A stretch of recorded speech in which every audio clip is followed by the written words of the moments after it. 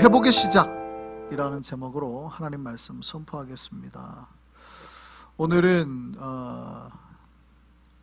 종료주일입니다. 주님께서 예루살렘에 입성하신 날이죠. 오늘부터 고난주간이 사실은 시작이 되는 거예요. 우리가 해마다 고난주간이 되면 우리 한성교회는 전교우들이 릴레이 금식을 했습니다. 그리고 주님의 고난에 동참하고 성금요일에 참여하고 또 우리가 부활 새벽을 깨우고 또 부활절 예배에 다 같이 참여했죠. 이게 하나의 우리 교회 지금까지 해온 하나의 우리 훈련된 관습이었는데 전 세계가 동참하고 있는 바긴 합니다. 그런데 이제 올해는 올 고난 주간에는 이 릴레이 금식을 이제 멈출 겁니다. 잠깐만, 올 한 해만. 지금 건강이 특별히 주의가 될 때죠. 그래서 잘 드시라고 여러 가지 잘 챙겨 드시라고. 특별히 우리 교인들 중에 지금 너무 힘들어서 병과 싸우시는 분들도 있어서 전체 금식은 하지 않고 개인적으로 하시는 분들도 있을 수는 있겠습니다만 교회에서 오피셜하게 공식적으로 하지는 않겠습니다. 지금은 잘 드세요. 비타민 같은 거 잘 챙겨 드시고 코로나 바이러스와 잘 싸워 이기기를 바랍니다. 이제 고난주간이 끝나면 이제 부활절이잖아요. 이번 부활절에도 아무래도 온라인 예배를 드려야 될 것 같죠. 앞으로 몇 주간은 온라인 예배를 드려야 될 것 같습니다. 뉴욕 상황이 지금이 최악이 아니라 앞으로 3, 4주가 최악이라고 나왔기 때문에 계속해서 이 상황이 지속될 것 같아서 온라인 예배를 계속 드려야 될 것 같고요. 그 이후에도 감소세를 보인다 하더라도 온라인 예배를 계속 드려야 될 것 같습니다. 그래서 이번 부활절은 어쩔 수 없을 것 같습니다. 부탁드리는 것은 전교우 여러분이 각별히 조심하시고 또 조심하시기를 바랍니다. 젊은 분들은 물론 젊은 분들 중에서도 돌아가시는 분들이 있지만 젊은 분들은 그나마 가볍게 앓거나 모르고도 지나간대요. 그러니까 환자 중에 20%가 무증상자라잖아요. 그러니까 100명이 걸리면 20명은 본인이 모르는 거예요. 그래서 밖에 나갈 때 마스크를 쓰라고 하는 이유가 내가 모르는 사이에 다른 사람에게 전염을 시킬 수 있고, 그러니까 나는 모르는데 내가 알고도 지은 죄도 있지만 모르고도 지은 죄가 있잖아요. 그러니까 모르고 다른 사람에게 병을 옮길 수도 있고 나 때문에 누군가가 죽을 수도 있는 상황이에요. 그래서 젊은 사람이라 하더라도 꼭 밖에 나갈 때는 마스크를 쓰시고 조심하시라고. 그러니까 이럴 때는 좀 내가 너무 과한 거 아니야? 싶을 만큼 과해도 됩니다. 그러니까 많이 조심하시는 게 좋아요. 특히 이제 어제 발표된 바에 따르면 바이러스가 우리가 보통 비말로, 이 침으로 전염이 된다고 지금까지 했잖아요. 그래서 2m 거리를 뛰라고 했는데 지금 보니까 이게 공기 전파도 상당히 강하다라고 나왔어요. 그러니까 대화하는 것만, 침이 안 튀어도 대화하는 것만으로도 공기 감염이 된다는 거예요. 그렇기 때문에 밖에 나가실 때는 밖에 혼자 운동하시는 건 상관없습니다만 마트나 어디 밀폐된 공간, 엘리베이터 타실 때는 특별히 조심하셔야 되고, 그런데 이 공기 전파를 막을 수 있는 것은 뭐냐면 마스크만 쓰면 거의 좋은 마스크는 99%, 일반 첫 마스크만 써도 97%까지 막힌대요. 그러니까 전달이 안 된대요. 그러니까 사실 내가 잔기침을 컬럭컬럭 하거나 혹은 이상 증상이 없어도 밖에 나갈 때 마스크만 쓰더라도 이것으로 다른 사람을 내가 보호할 수 있는 거예요. 다른 사람의 생명을.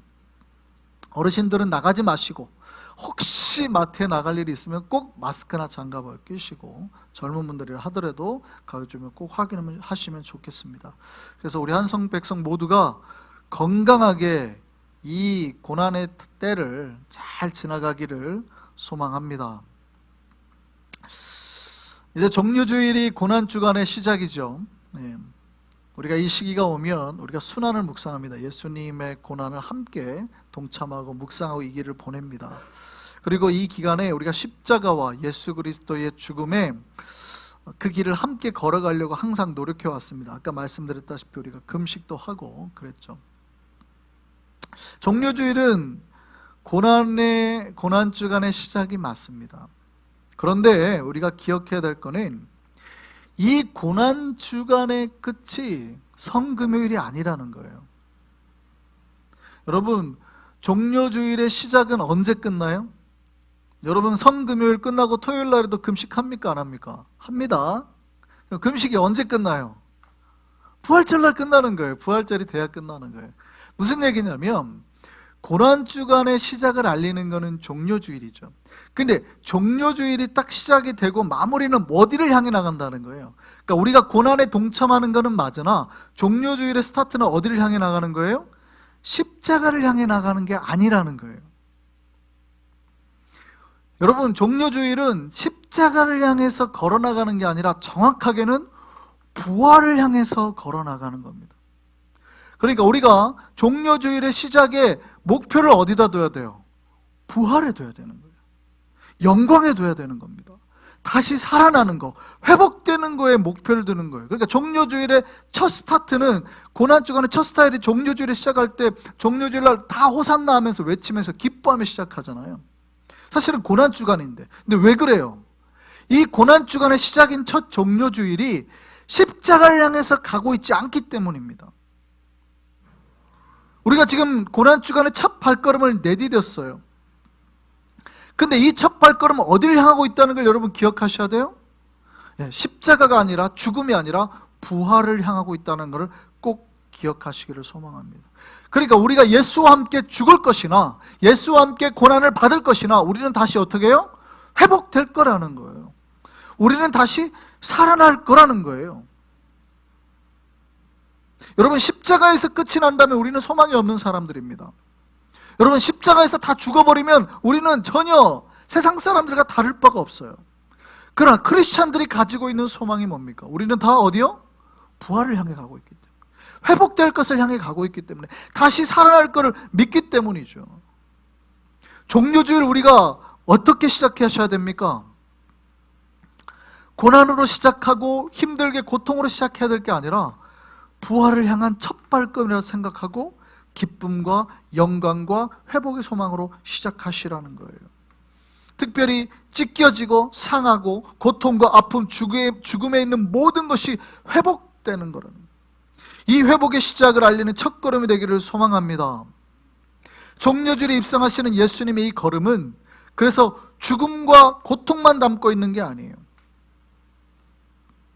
많은 이들이 종료주일이 되면 이제 예수께서 십자가에 못 박힐 생각하고 또 슬퍼하고 힘들어합니다. 맞죠? 거기에 동참하는 건 맞습니다. 그러나 목표가, 우리가 소망하는 끝이 어디예요? 십자가가 아니에요.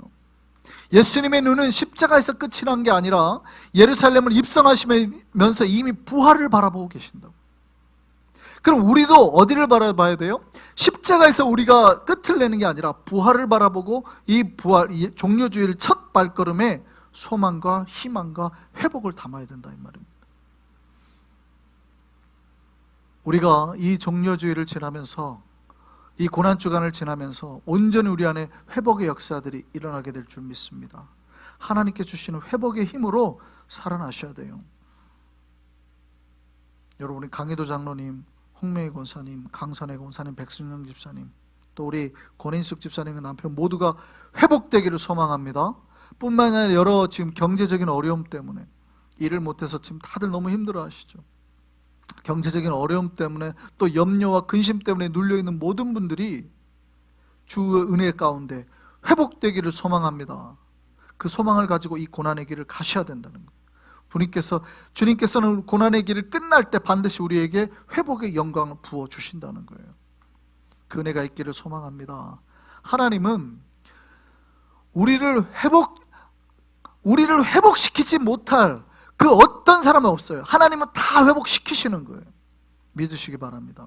사람들은 회복이 안 된다고 말할 수 있으나 하나님이 회복시키지 못할 존재는 없어요. 저기 보스턴 지하 한 병동에 한 소녀가 감금되어 있었습니다.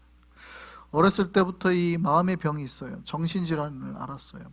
그래서 사람들이 다가오면 막 괴성을 지고 소리를 질렀습니다. 막 욕을 했습니다. 의사들은 아무리 이 아이를 회복시키려고 했는데요, 아이가 회복이 안 되는 거예요. 그래서 의사들이 이 아이에게 뭐라고 판단을 내렸냐면 회복 불가능이라는 판단을 내렸어요. 세상 사람들은 회복 불가능이라고 말할 수 있습니다. 그런데요, 신자들에게는 그런 게 있습니까? 없습니까? 없지요. 이때 은퇴한 노 간호사가 이 아이에게 갔습니다. 이 간호사가 예수 그리스도를 믿었어요. 다른 걸 하지 않고 이 아이에게 예수 그리스도를 전하기 시작했습니다. 예수 그리스도의 힘으로 이 아이가 변화될 거를 믿고 이 아이에게 끊임없이 사랑을 베풀었습니다. 6개월이 지났죠. 6개월 동안 이 아이의 마음이 점점점 변하기 시작하고 마음속에 있던 어둠이 걷히고 문을 열기 시작했습니다. 그리고 예수 그리스도를 받아들이게 된 거예요. 그리고 이 아이가 정신질환이 떠나는 거죠. 그리고 이 아이가 깨닫습니다. 아, 나도 이런 사람이 되어야 되겠다. 다른 누군가 고통 속에 있는, 다른 누군가 갇혀있는 사람을 위해서 나도 무언가 할 수 있는 사람이 되어야 되겠다. 이 소녀는 나중에 커서 그런 사람이 됐습니다. 그리고 이 소녀가 찾아가서 한 명을 변화시키죠. 그 아이가 바로 헬렌 켈러입니다. 그러니까 이 소녀가 바로 그 유명한 설리반 선생님이었던 거예요. 그러니까 설리반 선생님은 이미 어렸을 때 자기가 그런 고통을 경험했던 거예요. 아파본 거예요. 내가 아파보니까 똑같이 힘든 사람이 이해가 되는 거죠. 그러니까 그 아이를 변화시킬 수 있는 능력이 그 안에 발생을 한 겁니다. 여러분, 하나님을 만나면 그 누구라도 새롭게 변화가 될 줄 믿습니다. 때로는 우리가 고통 속에 있을 수 있어요. 근데 어떤 이는 그 고통을 절망으로 보내는 이들이 있는가 반면 그 고통 속에서도 하나님을 만나고 새로운 능력과 힘을 찾아내는 사람이 있어요. 우리 한성의 백성들은 이 고통 속에서도 하나님의 힘과 능력을 찾아내는 주의 백성 되기를 소망합니다. 그래서 어떻게 해요? 이 고통이 끝나고 다른 누군가 고통스러워할 때 내가 도와줄 수 있는 그런 사람이 되어야 된다 이 말이죠. 하나님께서 우리를 회복하실 줄 믿습니다. 믿으시기를 바랍니다. 인간이 할 수 있는 게 아니에요. 우리에게 소망을 안 두셔야 돼요. 물론 우리가 열심히 해야 되는 건 맞습니다. 그러니까 우리의 순종의 결과로 나타나는 하나님의 역사가 있어요. 순종. 그러나 순종을 떠나서 우리가 할 수 있는 것보다 하나님이 하실 수 있는 게 훨씬 많아요. 하나님께서 아예 하시게 만들어 놨어요. 많은 이들은 내가 무언가를 할 수 있을 때 소망을 가지는데 내가 무언가를 할 수 없다고 생각하면 절망해버려요. 근데 신자는 그러지 않아야 된다는 겁니다. 신자는 내가 무언가를 할 수 있다고 생각하는 사람이 아니라 하나님이 하실 거라는 것을 믿는 거예요. 그 믿음에 나의 순종을 더하는 겁니다. 한 동물농장에 수탉이 살고 있었습니다. 이 수탉은 매일 아침마다 지붕 위에 올라가서 꽃기호하고 울었습니다. 근데 놀라운 거는 이 수탉이 꽃기호하고 울면 곧 이어서 뒤에 해가 뜬다는 거예요. 그러니까 수탉은 아침마다 올라가서 자기가 꽃기호하고 울 때 해가 뜨니까 뭐를 아는 거예요? 아, 내가 울 때마다 태양이 떠오르는구나. 사명감을 느끼는 겁니다. 사명감을 느끼는 건 좋아요, 안 좋아요? 좋죠. 사명감을 느끼는 건 좋아요. 그러니까 사명의식을 가지는 겁니다. 내가 울면 지구가 돌아간다. 내가 만약에 아침마다 일어나서 울지 않으면 다른 모든 동물들은 어둠과 캄캄한 거에 들어갈 거야. 여러분, 사명감이 좋은 건지 나쁜 건지 잘 생각해 볼 필요가 있어요. 아침마다 수탉이 올라갔습니다. 그리고 다른 동물들한테 말합니다. 내가 오늘도 울어서 해가 떴어. 동물들이 감사하기 시작하는 거죠. 고마워, 네 덕분이야. 네가 얼마나 아침마다 약속을 잘 지키고 신실한지. 그 사명 가운데 살았습니다. 태양이 뜨지 않으면 자기가 병에 걸려서 정말 울지 않으면 태양이 뜨지 않고 다른 동물들이 다 고통을 당하게 될까 봐 열심히 했습니다. 근데 어느 날 수탉이 어디에 파티에 가가지고 늦게까지 놀다가 늦잠을 자버렸어요. 큰일 났죠. 근데 어떻게 해요? 태양이 떠오르는 거예요.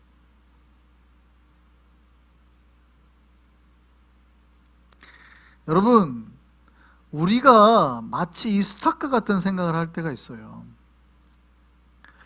내가 모든 것을 마치 모든 것을 내가 다 해서 잘 살고 있다고 생각을 하는 거예요. 내 자식도 내가 만들었다고 생각하고 내가 지켜서 이 아들을 먹여 살렸다고 생각하는 거예요. 내 사업도 내 건강도 내 손이 미치지 못하면 다 끝나버린 것처럼 생각한단 말이죠. 여러분, 우리가 순종해야 되는 건 맞습니다. 하나님의 뜻을 따라서 나에게 주신 자녀를 우리가 잘 키우고 또 내 사업을 잘 하고 하는 건 다 맞죠. 여러분, 순종해야 되는 건 맞습니다. 숱하게 아침마다 일어나서 지붕에 올라가는 건 순종이에요. 그게 틀렸다는 뜻이 아니에요. 근데 뭘 착각하면 안 돼요? 마치 내가 모든 것을 다 해서 나에게 복이 오고 있다고 생각하는 거, 내가 무언가를 다 하고 있다라는 거, 내가 다 하기 때문에 나에게 복이 오고 이 세계가 돌아가고 있다고 생각하는 착각, 아니라는 거예요. 하나님께서 이미 다 돌아가게 하시는 거예요. 그 믿음이 우리 안에 있기를 바랍니다. 여러분, 우리 삶에 요즘에 문제가 오죠. 우리가 순종해야 됩니다. 철저히 말씀에 따라서 순종해야 돼요. 그러나 내가 때로는 어떤 믿음이 있어야 되냐면 하나님께서 이 모든 것까지도 이기게 하실 거라는 믿음이 우리에게 필요하다는 거예요. 내가 하는 게 아니라 하나님께서 하실 거라는 거예요. 그러니까 우리는 뭐 해야 돼요? 기도해야 되죠. 하나님께 맡기는 기도하고 기도 가운데 순종하며 나아가야 되는 거예요. 여러분, 인간들은 아무도 예수가 부활할 거라는 걸 생각을 못했습니다. 그 누구가 예수가 부활할 거라고 생각을 하겠냐고요. 그건 인간의 힘으로 할 수 있는 게 아니거든요. 그러나 종려주일의 첫 발걸음을 뜬 예수 그리스도는 무엇을 생각하냐면 이미 하나님의 뜻과 계획을 생각하는 거예요. 거기에 예수님 뭐 하시는 거예요? 순종하시는 거예요. 골고다 언덕에서 내가 이 잔을 마셔야 되냐 말아야 되냐 기도했지만 끝까지 순종하셨거든요. 하나님께서 이미 부활하실 거란 걸 다 약속해 놓으셨기 때문에. 신앙은 그겁니다.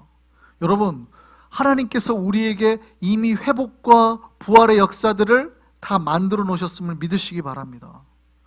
우리는 거기에 뭐 하는 거예요? 순종만 하는 거예요. 그럼 끊임없이 우리가 이 순종 가운데 뭐 해야 돼요? 하나님께서 하실 거라는 믿음이 있어야 돼요. 하나님께서 회복시키실 것이다. 하나님께서 반드시 우리를 살릴 것이다. 죽은 자까지도 살리시는 부활의 역사 가운데 우리에게 임하실 것이다. 이 종려주일에, 이 고난주간에 우리에게 그 믿음이 새로워지기를 바랍니다. 종려주일에 우리가 걷는 이 첫 걸음이 고난을 향한 걸음이 아니라 부활과 회복을 향한 첫걸음 되기를 바랍니다. 하나님은 우리를 회복시키실 것입니다. 반드시 회복시키시고 살리실 것이고 우리에게 다시 영광과 은혜와 복들로 채워주실 줄 믿습니다. 그 믿음 가운데 주님과 함께 이 길을 걸어가는 저와 여러분 되기를 소망합니다.